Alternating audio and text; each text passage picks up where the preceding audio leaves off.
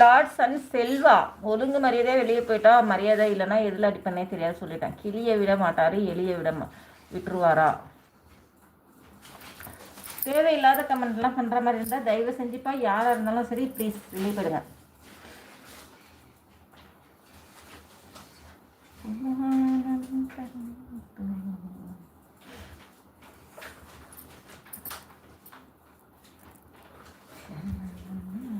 ஏன் இப்படி பண்ணுறீங்க? ஒரு எலியை கூட சும்மா விட மாட்டிங்களா? உயிரை எடுக்கிறீங்க சாமி. அது இவ்வளோண்டு குட்டி பாப்பா, குட்டி குழந்தை, குட்டிஸாக இருக்குது. அதை நான் ஆனால் அடித்து எடுக்கணும்னு நினச்சிருந்தேன்னா ஒரே செகண்டில் எடுத்துருவேன்.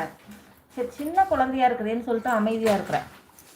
எலி ஞாபகம் தான் வருது. சுந்தரா ட்ராவல்ஸ் படத்தில் வடிவேலு அந்த எலியை துரத்தி துரத்தி துரத்தி அடிப்பார். அப்படி தான் ப்ரோ ஆயிடுச்சு இப்போ.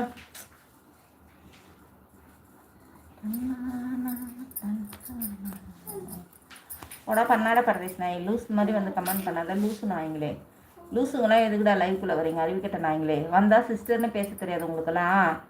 போய் உன் அம்மா உன் அக்கா தங்கச்சிங்கிட்ட போய் பேசு போ. இவனுங்களெல்லாம் அப்படியே உட்கார வச்சுட்டு ஒரு முடியாக பிச்சு பிச்சு எடுக்கணும். அப்போ தான் அந்த வலி என்னன்னு தெரியும். மாறி ப்ரோ சிறு என்று